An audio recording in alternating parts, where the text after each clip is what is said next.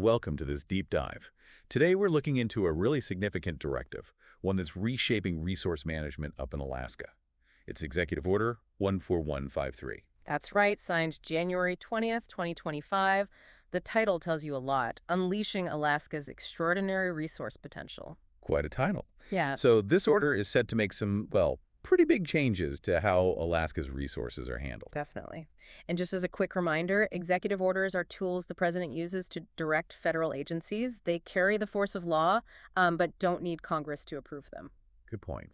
And for this deep dive, where do we get our info? We're working from the official text, sourced from Wikisource and the Federal Register. Plus, we've looked at information from the White House website itself. Okay, so our mission today is pretty clear. Get into the nuts and bolts of this executive order, 44153, and figure out what it's really trying to do with Alaska's resources. Let's start with the why, the background, and the reasons given for it. Right. Section 1 lays that out, paints a picture of Alaska having these abundant and largely untapped natural resources. We're talking energy, minerals, timber, seafood, the works. And the idea is that using these resources will benefit the country. Exactly. The stated goals are things like boosting prosperity for Americans, Yep. strengthening national economic security, and national security, too. So it's framed as being good for the economy and for security. What are the more sort of specific things they hope this unleashing will achieve? Well, the order lists several aims. Things like delivering price relief, lowering costs for consumers, creating good jobs, improving our trade balance. Okay, so economic benefits. Yes, and also augmenting America's role in global energy becoming more dominant, essentially, and guarding against other countries potentially using energy supplies as, a weapon. Right. It seems like the thinking is that previous policies were maybe holding things back. That's precisely the justification given. Section 1 explicitly mentions the need to immediately reverse the punitive restrictions implemented by the previous administration. Ah, okay. Restrictions that they say targeted resource development on both state and federal lands in Alaska, Exactly. So that sets the stage for the actual policy changes the order brings in. which takes us nicely into Section 2, the main policy directives. What are the big priorities here? Section 2 outlines four key policy points. First, the nation should fully avail itself of Alaska's vast lands and resources for everyone's benefit, including Alaskans. Makes sense. What's next? Second, to efficiently and effectively maximize the development and production of natural resources. And that's on both federal and state lands within Alaska. Maximize development. That seems pretty central. So unlock everything possible. What are the other 2 points? The third is to expedite the permitting and leasing for energy and natural resource projects there. Basically speed up the approval process. Cut the red tape, essentially. Seems to be the idea. And the fourth priority is specifically about the development of Alaska's liquefied natural gas, LNG, potential. This includes selling and transporting it, both within the U.S. and to allies in the Pacific. LNG is a big focus then for domestic use and export. Okay, that covers the broad policy strokes. Now, Section 3 gets into the specifics, right? Telling agencies what they actually need to do. Yes, exactly. Section 3, specific agency actions, gets down to the details for various departments. Subsection A is a pretty broad instruction to, well, all executive departments and agencies. What does it tell them all to do? It directs them to use their authority to, and I'm quoting loosely here, rescind, revoke, revise, amend, defer, or grant exemptions from basically any rules, orders, guidance, policies issued between January 20, 2021 and January 20th, 2025. Wow, that 4-year window. If those actions are seen as inconsistent with the new policy goals in Section 2, or if they hinder Alaska's LNG development. That is a sweeping mandate. It gives agencies a lot of power to undo recent policies if they conflict with this new order. But it also gets very specific about certain agencies, especially the Department of the Interior, doesn't it? Oh, absolutely. Subsection B is, well, it's a long list of very specific actions just for the Secretary of the Interior. It tackles a whole range of past decisions and land management policies affecting Alaska. Let's try and unpack some of the key ones. First up, it mentions Secretarial Order 3401. What was that about and what happens to it now? Okay, so SO 3401 from June 1st, 2021, put a temporary halt on all activities related to oil and gas leasing in the coastal plain of the Arctic National Wildlife Refuge, ANWR. Right, pending a comprehensive analysis. Exactly. This new Executive Order 14153 directs the Interior Secretary to just withdraw that order. So the halt is lifted. The pause on ANWR activity is over. And it goes further on leases there, doesn't it? Yes. It also says the Secretary should rescind any cancellation of ANWR leases unless keeping the cancellation somehow fits the new policy goals, which seems unlikely. And crucially, it directs them to initiate new leasing in the ANWR coastal plain and issue the permits needed for exploration and production. That's a very clear push to open ANWR up. What about the environmental studies, the impact statements for ANWR? Well, the order takes aim at those too.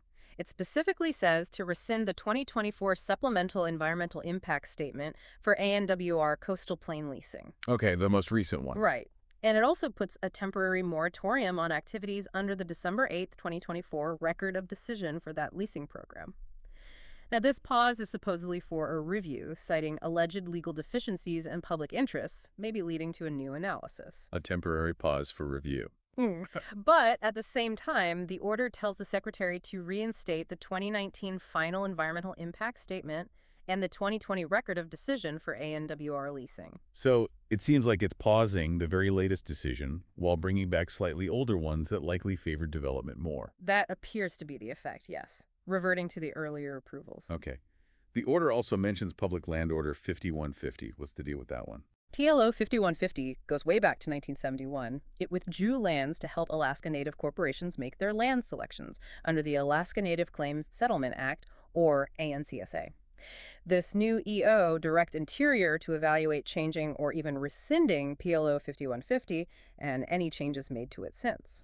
Changing something that foundational to ANCSA land selections could get really complicated legally and historically for native land rights. It certainly could open up complex issues. Then there's the Ambler Road project. Right, the controversial road proposal for access to a mining district. Yeah. What does the order say about that? Similar pattern here. It puts a temporary hold on activities under the June 27, 2024 Supplemental EIS Record of Decision for Ambler Road. Again, citing potential legal issues and public interest for review, maybe a new analysis. Yeah. But it also directs the reinstatement of the 2020 Joint Record of Decision for the Ambler Road EIS. So again, pausing the latest step while reviving an earlier one. Indicating a preference for the 2020 decision, it sounds like.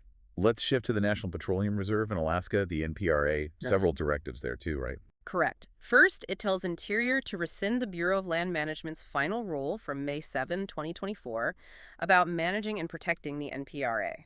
Okay, a recent rule gone. And also rescind BLM guidance that was published literally just days before this EO on January 16, 2025. That guidance was about protecting subsistence resource values in special areas within the NPRA. So recent conservation and subsistence protection measures in the NPRA seem targeted for removal. What about older NPRA policies? The order brings back older ones. It explicitly reinstates Secretarial Order 3352 from 2017 regarding the NPRA, and it reinstates the 2020 Record of Decision for the NPRA Integrated Activity Plan. A definite rollback to earlier management plans. Yes, and it also reinstates some specific public land orders from January 2021 related to land withdrawals in NPRA and gives the Secretary discretion to reinstate any other PLOs that fit the order's goals. Okay. There's also something specific about King Cove and Cold Bay. Yes, a long-standing issue.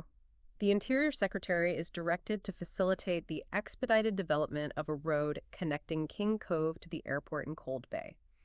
This has been debated for decades because the most direct route goes through the Eisenbeck National Wildlife Refuge. Always controversial. What about Alaska native lands more broadly? And hunting and fishing rights? The order addresses that too. The Secretary has to immediately review all Interior guidance on taking native lands into trust and PLOs that withdrew lands for native corporations.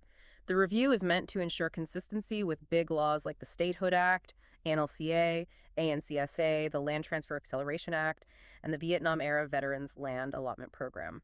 So a check for consistency with those foundational acts. Right. And it also tells all Interior bureaus to consider the cultural importance of hunting and fishing for Alaska Natives.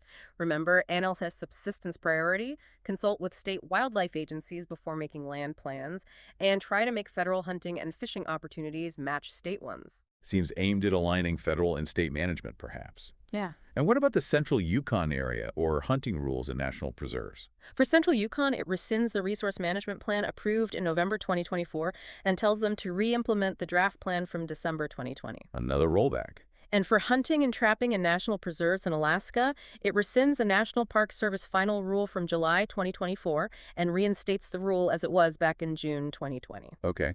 There was also something about a proposed sacred site. Yes, very specific. The order directs the denial of the pending request to establish an indigenous sacred site within the ANWR coastal plain. A direct denial. And finally, for interior, something about waterways and energy export. Two more things, yes. First, an immediate review of Alaska's waterways. The BLM needs to work with the state of Alaska to identify which ones are navigable under federal law, the Equal Footing Doctrine and Submerged Lands Act. The goal is to prepare documents, recordable disclaimers of interest, to basically give ownership of the land under those navigable waters back to the state. Potentially transferring ownership of submerged lands to Alaska. Potentially, yes. And second, the Interior Secretary, working with the Secretary of Defense, has to identify and assess what authorities and resources are needed for the immediate development and export of energy from Alaska. That includes looking at the Trans-Alaska Pipeline System, TAPS, and they have to report this assessment to the president. Wow. Okay, that is an incredibly detailed and extensive list of actions just for the Department of the Interior. It touches almost every major resource and land issue in Alaska. It really does. It's quite remarkable in its specificity for one department. But Interior isn't the only agency involved, right? What about the Department of Agriculture? Correct. Section 3C deals with agriculture. The Secretary of Agriculture is told to pull a temporary moratorium on activities under the final rule about roadless area conservation in Alaska's national forests, specifically the Tongass. This rule was finalized January 27, 2023. So, pausing the implementation of the Alaska Roadless Rule. Yes, for review, again citing alleged legal flaws and public interest with the potential for a new analysis. And, similar to the Interior directives, it also instructs the Ag Secretary to reinstate the previous version of that rule, the one from October 29, 2020, which had exempted the Tongass. So, likely lifting the roadless protections for the Tongass National Forest again. Okay, who else? The Army and Commerce Secretaries. Yes. Sections 3 and E involve the Secretary of the Army, specifically the Assistant Secretary for Civil Works. They're directed to help Alaska's governor, if asked, with clearing and maintaining transportation infrastructure subject to approval from Defense, Interior, and the White House Economic Policy Advisor. Providing federal help for state infrastructure projects. Seems so. And also, the Assistant Secretary must immediately review, revise, or rescind any Army Corps of Engineers action that's seen as hindering critical projects in Alaska. Section 3F gives a very similar directive to the Secretary of Commerce, working with Interior to review, revise, or rescind any Commerce Agency actions hindering those critical projects. It really drives home that main theme. Remove obstacles, speed things up for development and infrastructure in Alaska. What about Section 4, the general provisions? Anything important there? Section 4 has the standard boilerplate, mostly. Subsection A says the order doesn't mess with the legal authority of agencies or the budget director's functions. Subsection B notes that everything depends on existing law and having the money appropriated by Congress. Standard limitations. Exactly. And subsection C is important. It states the order doesn't create any rights or benefits that someone could sue the government over. You can't take the government to court just based on this order itself if you think they aren't following it properly. Right. It directs the government internally but doesn't give citizens a new legal tool against the government. Precisely. It's common in EOs. Okay, let's try to sum this all up. Executive Order 14153 is, well, it's a really sweeping effort to ramp up resource development across Alaska, wouldn't you say? Absolutely. It aims to do that by explicitly reversing a whole host of recent policy decisions and pushing hard to speed up permitting and leasing on both federal and state lands there. And the sheer number of specific instructions is notable, particularly for the Department of the Interior, covering ANWR, the NPRA, Ambler Road, native land issues, hunting, waterways. It's incredibly detailed. It really is. The focus on rolling back specific regulations, environmental reviews, and land management plans from the previous 4 years is very, very clear. Now, obviously, these changes could have massive consequences for Alaska's economy, for its environment, for the relationship between the state and the federal government. We're just laying out what the order says, not judging it, but the potential impact seems huge.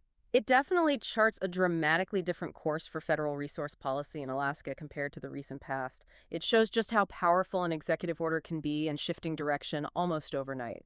It really does. So thinking about the scale of this order, all the things it touches, what do you think might be the most significant potential long-term consequence? For Alaska, yes, but maybe for the rest of the country too. Yeah. It's certainly something to mull over, considering all the different viewpoints involved. It's a big question with no easy answer. Indeed. Well, thank you for walking us through that incredibly complex order, and thank you for joining us for this deep dive.